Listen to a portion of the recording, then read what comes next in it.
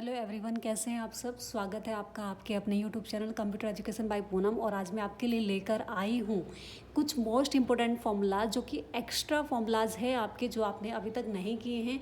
जैसे प्रेजेंट्स, यहाँ पे ट्रेस प्रेजेंट से हैं या फिर आप ट्रेस डी प्रेजेंट्स, आपके सामने यहाँ पे दो फॉर्मूलाज दिए हुए हैं। इनका यूज अगर अभी तक आपने नहीं किया है तो आज देखिए इनका यूज किस लिए होता है। तो सबसे पहले देखिए, मैंने कुछ संख्या यहाँ पे दी हुई है और हमारे पास इन संख्याओं का मैंने यहाँ पे क्या किया है, सम किया है।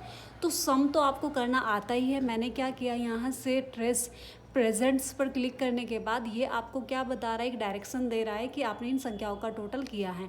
और यहाँ पे ये बॉक्स कंप्लीट, यहाँ पे इसको सिलेक्ट करके भी बता रहा है कि कंप्लीट इन संख्याओं का टोटल आपने किया है। लेकिन ये जो फॉर्मूला है मैंने डायरेक्ट क्या किया है, संख्याओं को डायरेक्ट सिलेक्ट करके तब किया है। अगर मैं कहूँ कि मुझे ये जो मैं यहाँ पे ट्रेस प्रेजेंट्स कर रही हूँ तो मुझे एक एक संख्या का यहाँ पे डायरेक्शन चेक करना है, तो उसके लिए मुझे फिर से क्या करना होगा, यहाँ से मैं इसको रिमूव एरोज हटा सकती हूँ और दोबारा से फॉर्मूला शुरू करूँ, सम ब्रैकेट। और अब मुझे करना सिर्फ इतना है कि एक एक संख्याओं को सिलेक्ट करके कॉमाज लगाना है और जो जिस संख्याओं को मैं टोटल कर रही वो ही संख्या मैं यहाँ से ले सकती हूँ। और अब इसको एंटर कर दूँ। अब इस संख्या को आपने देखा यहाँ पे टोटल जो आपका सामने है उसे आप क्या करेंगे, ट्रेस प्रेजेंट्स क्लिक करेंगे तो अब आप देखेंगे यहाँ पे वहीं पर एरो जा रहा है जहाँ जहाँ आपने संख्याओं को लिया हुआ है, जिनका टोटल किया है। लेकिन जिनका टोटल आपने नहीं किया उसके पास एरो नहीं दिखाई दे रहा है आपको। तो इतनी आसानी से आप इसको यहाँ से ले सकते हैं। लेकिन इसमें और भी चीज़ें हैं जिसे आप कर सकते हैं। जैसे अगर आप इसको एरो को हटाना चाहें तो रिमूव एरो क्लिक कर सकते हैं। लेकिन अगर मैं कहूँ कि भाई मैंने यहाँ से करना क्या है कि मुझे यहाँ पे 100 फॉर्मूला यूज करना है, कि इसका फॉर्मूला मैं यहाँ पे ओपन करके देखना चाहूँ तो आप देखेंगे यहाँ पे ये जो फॉर्मूला है आपके सामने ओपन होके दिखा देगा। और अगर वापस हटाना चाहूँ तो जैसे था वैसे ही हो जाएगा। लेकिन अगर मैं कहूँ कि यहाँ पे मैं फ़िलहाल एरर चेक करना चाहूँ तो आप एरर चेकिंग पे क्लिक करेंगे तो ये क्या बता रहा है, the error check is complete. यहाँ पे कोई एरर नहीं है। लेकिन अगर आप चेक करना चाहते हैं कि एरर दिखाता भी है नहीं तो आप किसी एक संख्या को यहाँ से हटा सकते हैं या उसका टोटल नहीं देना चाहें। अब आप देखेंगे ये मैंने क्या किया है कि एरर कर दिया है, यहाँ पे एक संख्या मैंने गलत कर दी है। तो अब मैं यहाँ पे चेक करना चाहूँ कि एरर दिखाता है नहीं, तो यहाँ से एरर चेकिंग पे गए और आप देखिए यहाँ से आपको बता रहा है कि एरर यहाँ पे संख्याओं में दिया हुआ है।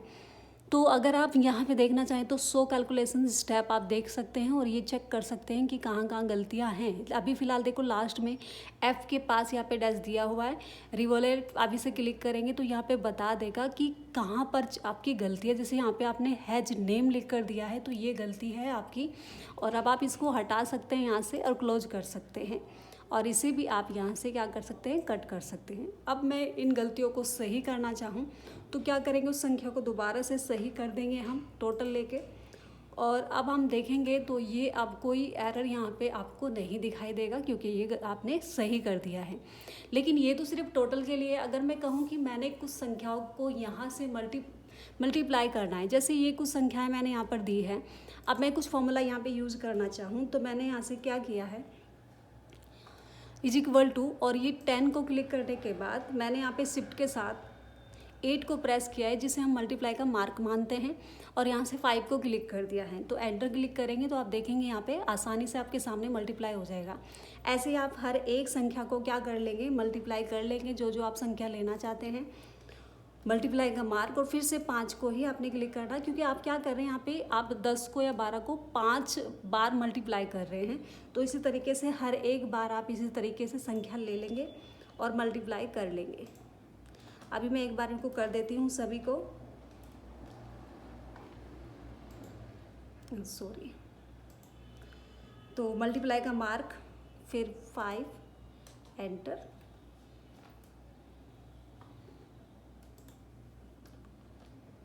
ऐसे ही आप लेते रहेंगे और एक एक संख्याओं को आप यहाँ से क्या करेंगे, मल्टीप्लाई करते रहेंगे।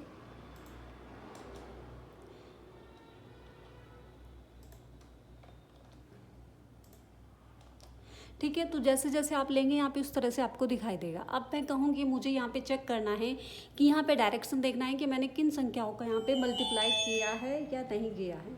ठीक है। तो मल्टीप्लाई यहाँ पे किया है नहीं किया है, आप क्या करेंगे 5 पर क्लिक करेंगे और ट्रेस प्रेजेंट्स डी प्रेजेंट्स पर क्लिक करेंगे तो आपको बता रहा है यहाँ पे कि किन किन संख्याओं का आपने यहाँ पे क्या किया है, मल्टीप्लाई किया है। देखो यहाँ पे 2 संख्या मैंने पहले भी किया था इसमें, तो ये उसको भी शो कर रहा है, यहाँ पे दिखा रहा है। देखो वहीं पर आपको एरो आपको दिखाई दे रहा है, तो वहाँ आपने मल्टीप्लाई किया है, लेकिन ये 5 से किया है। और अगर मैं कहूँ कि मैंने 10 से किया है नहीं किया है, तो आप उसी तरीके से 10 को भी यहाँ से लेकर देख सकते हैं। और अब आप 10 से कर रहे हैं, अब ये देखिए मैंने फिर से यहाँ पे लिया इसी तरीके से संख्याओं को मल्टीप्लाई 10 से कर रही हूँ मैं बार बार।